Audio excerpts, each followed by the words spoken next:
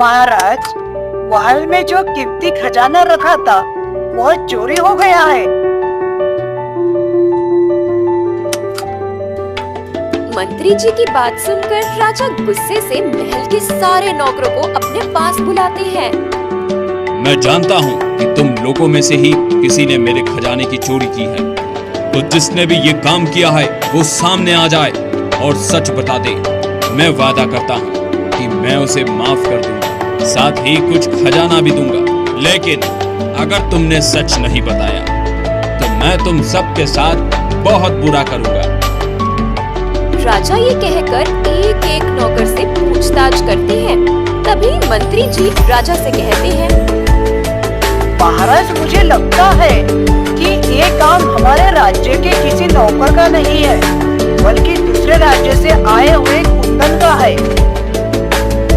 मुझे नहीं लगता मंत्री जी कि कुंदन ऐसी हरकत करेगा। वो तो मुझे बहुत ही सीधा और ईमानदार लगता है। लेकिन महाराज, मुझे तो यही लगता है। मंत्री जी, आप इतने यकीन से कैसे कह सकते हैं? क्योंकि कुंदन ही है जो महल के अंदर और बाहर आ जा सकता है। महाराज, मुझे लगता है कि हमें कुंदन की तलाशी लेनी चाहिए।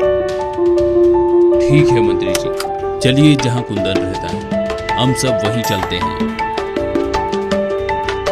राजा ये कहकर कुंदन के पास जाते हैं।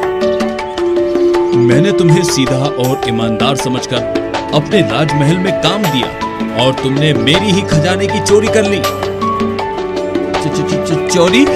कैसी चोरी महाराज? और आप किस खजाने की बात कर रहे हैं? कुंदन, जितने सीधे तुम दिखते हो उतने हो नहीं। अब बताओ, तुमने महाराज का खजाना कहाँ छुपाया है? महाराज, मेरा यकीन कीजिए, मैंने कोई खजाना नहीं चुराया। मैं चोर नहीं हूँ। कुंदन अपनी बेगुनाही साबित करने की कोशिश करता है, मगर राजा उसकी एक नहीं सुनते। तभी मंत्री जी कुंदन के आसपास तलाशी लेने लगते हैं।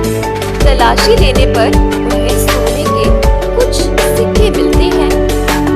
ये देखिए महाराज, ये वही सिक्का है जो आपके खजाने में हुआ करता था। राजा उन सोने के सिक्कों को देखकर गुस्से में कुंदन से कहते हैं, मैंने तुम पर भरोसा किया और बदले में तुमने मुझे ये सिला दिया। अब तुम्हारी सजा यही है कि तुम हमेशा के लिए मेरे महल में कैद रहोगे। राजा ये कहकर अपने सिपाहियों को कुंदन को कैद करने का हुक्म देते हैं। 3 दिनों तक कुंदन को कैद करके उससे पूछताछ की जाती है, मगर कुंदन अपने मुंह से एक लफ्ज भी नहीं निकालता। मंत्री जी, कुंदन को कैद करे 3 दिन बीत चुके हैं, लेकिन अभी तक उसने खजाने के बारे में कुछ नहीं बताया। अब हम ऐसा क्या करें जिससे वो हमारा सारा खजाना वापस कर दे?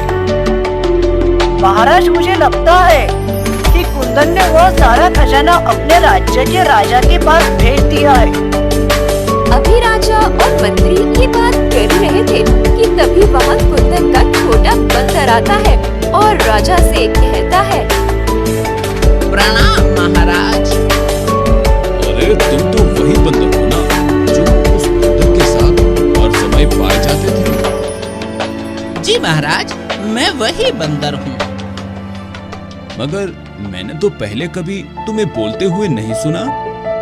जी महाराज, क्योंकि मैं ज्यादा बोलना पसंद नहीं करता। महाराज, मैं जानता हूँ कि आपका सारा खजाना कहाँ है और किसने उसे चोरी किया है। अच्छा, तो बताओ फिर मेरा खजाना कहाँ है? महाराज, महल के पीछे जो पर्वत है, उस पर्वत के नीचे एक छोटी सी गुफा है। वो खजाना उसी गुफा में छुपाया गया है। लेकिन ये काम आखिर किसने किया? महाराज, मेरी एक शर्त है। अगर आप मेरी शर्त पूरी करेंगे तो ही मैं बताऊंगा कि आपके खजाने को किसने चुराया है। ठीक है, तुम्हारी शर्त मुझे मंजूर है। बताओ मुझे क्या करना होगा? महाराज, आपको मेरे मालिक यानी कुंदन को अपनी कैद से आजाद करना होगा। तुम जानते भी हो तुम क्या कह रहे हो? जी हाँ, मैं जानता हूँ और यकीनन आपको भी जब सच पता चलेगा तब आप भी ऐसा ही करेंगे। राजा उस बंदर की बात सुनकर अपने सिपाहियों से कुंदन को आजाद करने के लिए कहते हैं। मैंने तुम्हारे मालिक को आजाद कर दिया है, अब मुझे सब सच बताओ। जैसा कि मैंने आपको बताया, आपका खजाना उस पर्वत के नीचे है और उसे चुराने वाला और कोई नहीं, आपके मंत्री जी हैं। महाराज, ये बंदर झूठ बोल रहा है। भला मैं आपका खजाना क्यों चुराऊंगा? इतने सालों में क्या कभी मैंने आपसे कोई बेईमानी की है?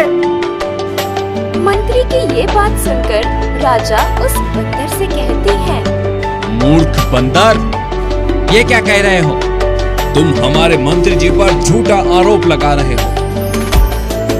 महाराज, अगर आपको यकीन नहीं है तो आप मेरे साथ चलिए और खुद अपनी आंखों से देख लीजिए। महाराज, राजा उस बंदर की बात मानकर सबके साथ उस पर्वत की तरफ निकल जाते हैं।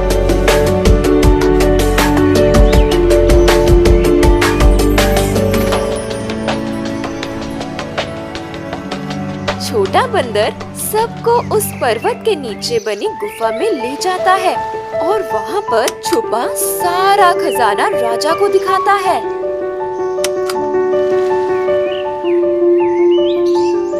मंत्री जी, आपने मेरा खजाना चुराया, मगर क्यों? महाराज, ये झूठ बोल रहा है। मैंने ये खजाना नहीं चुराया। ये जरूर इस बंदर और उसके मालिक कुंदन का काम है। मंत्री जी, आप मेरे साथ इतनी बड़ी दगाबाजी करेंगे मैंने सोचा भी नहीं था, लेकिन अब इसकी सजा आपको जरूर मिलेगी। आपकी सजा यही है कि आप कुंदन की जगह महल में कैद रहेंगे और आपकी जगह कुंदन महल का नया मंत्री बनेगा।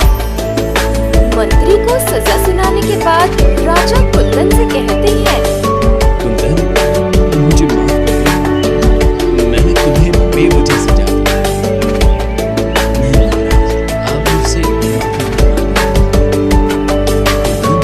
तुम्हारा ये बंदर बहुत समझदार है और तुम्हारा बहुत ही वफादार साथी है। अगर आज ये न होता तो सच में हम तुम्हें हमेशा के लिए अपनी कैद में रखते। जी महाराज, मैं जानता हूँ मेरा ये छोटा साथी मेरा वफादार है, लेकिन मुझे ये नहीं पता था कि ये बोल भी सकता है। वैसे छोटे बंदर, तुम्हें कैसे पता चला कि ये सब मंत्री जी ने किया है? जब आप कुंदन को सजा देने के लिए ले जा रहे थे, तब मुझे एक सोने का सिक्का मंत्री जी के पास से गिरा हुआ मिला। उस दिन से मैंने मंत्री जी पर नजर रखना शुरू कर दी थी और फिर जैसे ही मुझे खजाने का पता चला तो मैंने आपको आकर बता दिया। शाबाश छोटे बंदर, तुमने बहुत ही अच्छा काम किया है। शुक्रिया मेरे छोटे बंदर, मैं तुम्हारी वफादारी को सलाम करता हूँ। इतना कहकर वह अपने छोटे बंदर को गले लगा लेता है।